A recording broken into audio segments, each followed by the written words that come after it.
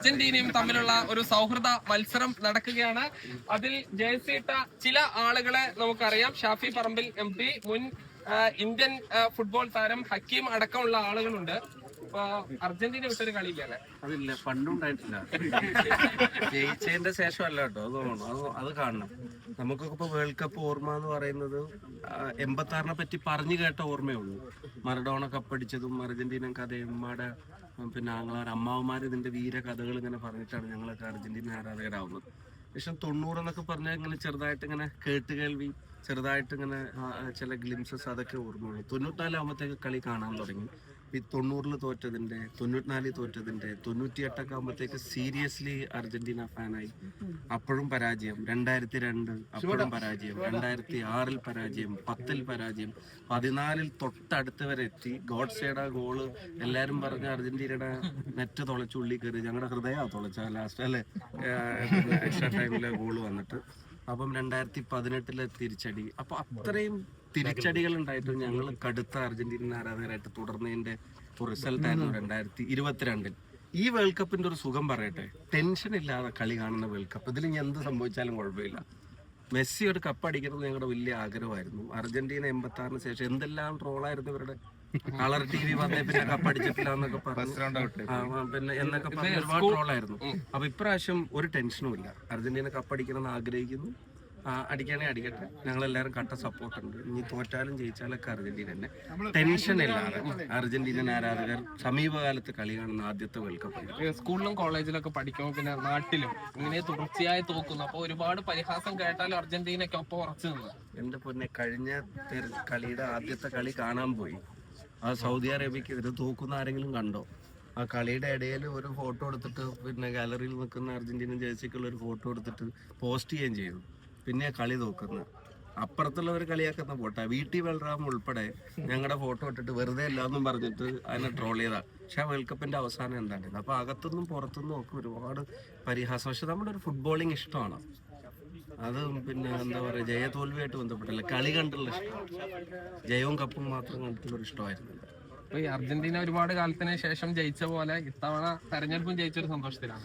ഞാൻ KPCCയുടെ പിന്നെ ചുമതലയേൽക്കുന്ന ഒരു യോഗത്തിൽ നടത്തിയ പ്രസംഗത്തിൽ പറഞ്ഞിരുന്നു, മെസ്സിയും അർജന്റീനയും കപ്പടിച്ചതുപോലെ ഇതിനകത്ത് പല രാഷ്ട്രീയക്കാരുണ്ട്. അപ്പോൾ എനിക്ക് മാത്രം ബാധകമുണ്ട്. ഇതിൽ നമ്മൾ പൊളിറ്റിക്സ് കൊണ്ടുവരുന്നില്ല. അതുപോലൊരു തിരിച്ചുവരവ് ഉണ്ടാവുന്നുള്ളത്. പക്ഷേ ഇപ്രാവശ്യം സത്യം പറഞ്ഞാൽ നെയ്മറോട് ഒരു സോഫ്റ്റ് കോർണർ ഒക്കെ ഉണ്ട് ഞങ്ങൾക്ക്. നെയ്മറുടെ പോലൊരു അത്രയും വലിയൊരു പ്രതിഭ സത്യം പറഞ്ഞാൽ അദ്ദേഹം അറിയിക്കുന്ന അംഗീകാരങ്ങൾ പലപ്പോഴും ഇഞ്ചുറിയുടെ പേരിലും മറ്റും ഒക്കെ ആയിട്ട് കിട്ടാതെ പോയിട്ടുണ്ട്. അതുപോലെ തന്നെ ക്രിസ്ത്യാനോയുടെ, റൊണാൾഡോയുടെ ആളുടെ ഒരു കമ്മിറ്റ്മെന്റ് ഈ ഏജിലും അയാളുടെ ഫിസിക്കും അയാൾ കാണിക്കുന്ന ഒരു കമ്മിറ്റ്മെന്റ് ലെവൽ. ഇപ്പം സൗദി ലീഗ് അവരാദ്യമായിട്ട് ഈ വർഷം അടിച്ചു. ഈ ഏജിൽ അവർ വേൾഡ് കപ്പിന് വരാണ്. പിന്നെ അവരുടെയൊക്കെ അവസാനത്തെ വേൾഡ് കപ്പ് എന്ന് പറയുമ്പോൾ തീർച്ചയായിട്ടും ആ അർത്ഥത്തിൽ ഈ വേൾഡ് കപ്പ് ഒരു മെമ്മറബിൾ ആയിരിക്കും. പിന്നെ കുറച്ച് ഇച്ചിരി അങ്ങ് ദൂരെ കഴിഞ്ഞ വേൾഡ് കപ്പ് നമ്മുടെ നാട്ടിൽ നടക്കുന്ന പോലത്തെ ഒരു ഫീലാണ് നമുക്കുണ്ട്. ഇപ്പോ ഈ നെയ്മറിന്റെ അവസാന കളിയാണ് റൊണാൾഡോ. അപ്പൊ ഇവരൊക്കെ ഒന്ന് കപ്പെടുത്തോട്ടെ അങ്ങനെ തോന്നുന്നുണ്ട് ഒരു ഫുട്ബോളർ എന്ന നിലയ്ക്ക്? അല്ല, ബേസിക്കലി അർജന്റീനക്കാരാണല്ലോ, അതാണ് ഇഷ്ടം. പക്ഷെ ഈ പറഞ്ഞതുപോലെ അവരൊക്കെ അത്തരത്തിലൊരു അംഗീകാരം അർഹിക്കുന്നു എന്നുള്ളത് മറച്ചു വെക്കാൻ ഒരു കായിക പ്രേമി എന്നുള്ള നിലക്ക് അവരൊക്കെ അത് അർഹിക്കുന്നു എന്നുള്ളത് മറച്ചു വെക്കാനും കഴിയില്ല. പിന്നെ ടീംസ് നമുക്ക് പറയാം. ഇപ്പം ഫ്രാൻസിന്റെ ഒക്കെ ടീം എന്താണെന്ന് നമുക്ക് എല്ലാവർക്കും അറിയാം. എല്ലാവരും നല്ല കരുത്തരായിട്ടുള്ള ടീമുകളാണ്. അപ്പം ശക്തമായിട്ടുള്ള മത്സരമായിരിക്കും. എല്ലാവരുടെയും ലൈനപ്പും വളരെ സ്ട്രോങ് ആണ്. മുൻ ഇന്ത്യൻ താരം കൂടിയാണ്. ഇപ്പൊ അർജന്റീന ടീം കുറെ പുതുമുഖങ്ങളുണ്ട്, പരിചയസമ്പന്നരായ ആളുകളുണ്ട്. എങ്ങനെയാണ് വിലയിരുത്തുന്നത് ടീമിനെ? ഇല്ല, അവര് കഴിഞ്ഞ പ്രാവശ്യം 1-2 ചേഞ്ചസ് ഉള്ളൂ പിന്നെ അർജന്റീനയിൽ. നമ്മൾ എക്കാലത്തും അർജന്റീന സപ്പോർട്ടാണ്. ഇപ്പൊ ഇക്കാലം തോറ്റാലും ശരി ജയിച്ചാലും ശരി മരിക്കണം അർജന്റീന ഒറ്റ ഫാൻ. അത് വിട്ടൊരു കളിയില്ല. അത് പണ്ട് മുതലേ പാഷനാണ്. ഇപ്പൊ നമ്മുടെ കാലഘട്ടത്തിൽ ട്രോഫി എടുക്കാൻ മെസ്സിന്റെ നമുക്ക് ഇതായിരുന്നു. അത് കഴിഞ്ഞ പോലെ സാധിച്ചെടുത്തു. ഫാൻസ് അസോസിയേഷൻ കഴിഞ്ഞ പോലെ നേരിൽ കണ്ട് ആ ഒരു സമാധാനം നമുക്കുണ്ട്. ഈ പ്രാവശ്യം എന്ത് വേണേ ആവാം. അതുകൊണ്ട് നമുക്ക് നിരാശയില്ല. ഈ കഴിഞ്ഞ വേൾഡ് കപ്പിന്റെ സമയത്ത് ബ്രസീലുകാർക്ക് വലിയ ആവേശം ഉണ്ടായിരുന്നു. കാരണം അർജന്റീന കപ്പെടുത്ത് കളർ TV വരുന്നതിന് മുമ്പ് പലരും ജനിക്കുന്നതിന്റെ മുൻപൊക്കെയാണ്. പക്ഷെ ഇത്തവണ അത് നേരെ തിരിച്ച് നിങ്ങൾക്കായോ? കൂടുതൽ എടുത്തിട്ടുണ്ടെങ്കിലും അത് പക്ഷെ അർജന്റീനയുടെ ഒരു ടെൻഷനും ഇല്ലാന്ന് പറയുന്നത്. ബ്രസീലിനെ സംബന്ധിച്ചിടത്തോളം ഞാൻ 94 മുതൽ ബ്രസീലിലെ കളി കാണുന്ന ഒരാളാണ്. പുള്ളി കാണാൻ തുടങ്ങി അന്ന് കപ്പടിച്ചു. എല്ലാ കാലത്തും ബ്രസീൽ വലിയ പ്രതീക്ഷയോടെയാണ് വരുന്നത്. ഇപ്പോ അർജന്റീന ഫാൻസ് നേരത്തെ പറഞ്ഞ പോലുള്ള ഒരു അവസ്ഥയാണ് സത്യത്തിൽ ബ്രസീൽ ഫാൻസിനെ സംബന്ധിച്ചിടത്തോളം. ഞങ്ങള് വലിയ ടെൻഷനൊന്നും ഇല്ലാതെയാണ് ഇത്തവണ കളി കാണാം. സത്യത്തില് ബ്രസീൽ എല്ലാ കാലത്തും ഏറ്റവും മികച്ച ടീമിനെ തന്നെയാണ് അണിനിരത്തിയിട്ടുള്ളത്. ഇത്തവണയും അതിൽ നിന്ന് വ്യത്യസ്തമാവില്ല. അതും കഴിഞ്ഞ 2002 ബ്രസീൽ വേൾഡ് കപ്പ് നേടിയിട്ടുള്ള സമാനമായ ചില സാഹചര്യങ്ങൾ കൂടി ഈ സമയത്തുണ്ട് എന്നുള്ളത്.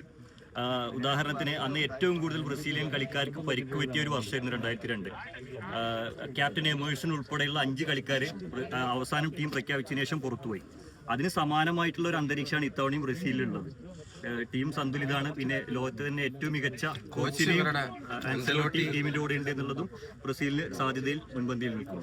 ഇന്നത്തെ നിങ്ങളുടെ ഒരു സൗഹൃദ മത്സരം എങ്ങനെയാണ്? പാലക്കാട് ജില്ലാ ഫുട്ബോൾ അസോസിയേഷൻ നേരത്തെ പറഞ്ഞതുപോലെ തന്നെ ഷാഫിക്ക ഞങ്ങളുടെ പ്രസിഡന്റായി വന്നതിന് ശേഷം ഒരുപാട് കാര്യങ്ങൾ ഇവിടെ ചെയ്യാൻ കഴിഞ്ഞു. അതുപോലെ തന്നെ ഈ ഒരു പരിപാടിക്ക് വേണ്ടിയിട്ടാണ് അദ്ദേഹം ഇവിടെ നിന്ന് എത്തിയതുള്ളതും വലിയ സന്തോഷമുള്ള കാര്യമാണ്. ഇതിലിപ്പോ ഇവരെ ടീം ഇടുമ്പോ ചെയ്തിരിക്കുന്നത്, ഞാനിപ്പോ ഇങ്ങനെ ശ്വാസം കുറുക്കി പിടിച്ചിരിക്കുക. സ്വന്തമായിട്ട് ബോളുള്ളവരെയൊക്കെ അർജന്റീന ഇതുപോലെ മെലിഞ്ഞൊട്ടിയ ആൾക്കാരൊക്കെ കളിക്കാരെയൊക്കെ ബ്രസീലാക്കി വെച്ചിരിക്കുക. എക്സസൈസ് ചെയ്യുന്നവരുമാണ്. എന്നിട്ട് അവരെ ബ്രസീലാക്കിക്കുക. ഇവിടെ ബ്രസീൽ ജയിച്ചോട്ടെ എന്ന് പുള്ളിയുടെ അസോസിയേഷൻ ട്രഷറുടെ ഗൂഢാലോചന. പിന്നെ ഒരു കാര്യം കൂടെ, നമ്മുടെ കായിക പ്രേമികൾ അവരെ എടുത്ത് പറയാതിരിക്കാൻ പറ്റില്ല. നമ്മുടെ ഫുട്ബോൾ ആരാധകർ ലോകത്തെ എവിടെ വേൾഡ് കപ്പ് നടന്നാലും അതിന്റെ ആവേശം നേരെ പറിച്ച് നടന്നിട്ട് നമ്മുടെ നാട്ടിൻ പുറത്തേക്കാണ്.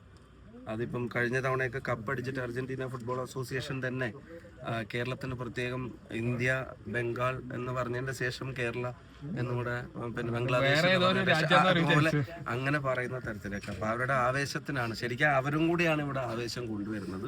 പിന്നെ ഇതൊരു ലഹരിക്കെതിരായിട്ടുള്ള ഒരു പോരാട്ടം കൂടി ആവട്ടെ എന്നാണ് ഞങ്ങൾ എല്ലാവരും ആഗ്രഹിക്കുന്നത്. ഇപ്പൊ എക്സസൈസുകാരൊക്കെ കളിക്കാൻ വന്നിട്ടുണ്ട്, പോലീസും എക്സസൈസൊക്കെ. അപ്പൊ ഈ ഫുട്ബോൾ ലഹരി ഇതുപോലത്തെ പോസിറ്റീവ് അഡിക്ഷൻ ആവട്ടെ ലൈഫിൽ ഉണ്ടാവുന്നത്. ബോധം നശിപ്പിക്കുന്ന ലഹരിയിലേക്ക് നമ്മുടെ ചെറുപ്പക്കാർ പോവാതിരിക്കാനുള്ള ഒരു ആവേശം കൂടിയായിട്ട് ഇത് മാറട്ടെ അല്ലേ? എന്തായാലും ഫുട്ബോൾ ആവേശം ലോകത്ത് തന്നെ ഏറ്റവും അധികം നിൽക്കുന്ന ഒരു നാട് കൂടിയാണ് ഈ നമ്മുടെ കേരളം എന്നുള്ളത്. അതിന്റെ ആവേശത്തിലാണ് എല്ലാവരും. സാജിദ് ഇസ്മത്ത്, മീഡിയ 1 പാലക്കാട്.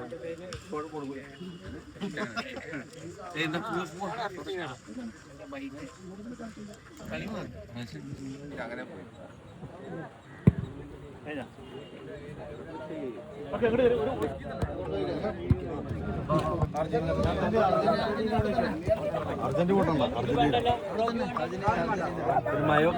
അല്ല, ഞാൻ പറയുന്നുണ്ട് ഇരിക്കുന്നവരെ എണീക്കാൻ പറ്റുന്ന ഫ്രണ്ടിൽ ഇരുന്നാലേ നല്ല ടീം ഫോട്ടോ കിട്ടുള്ളൂ. എണീക്കാൻ പറ്റുന്ന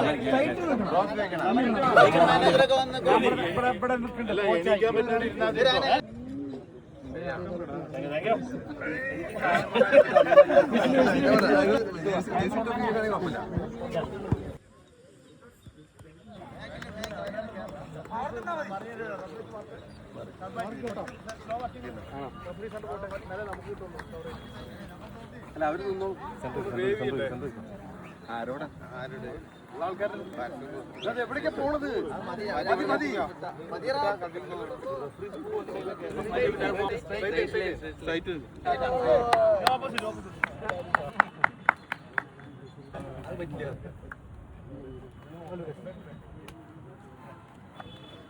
All the best. All the best. All the best. All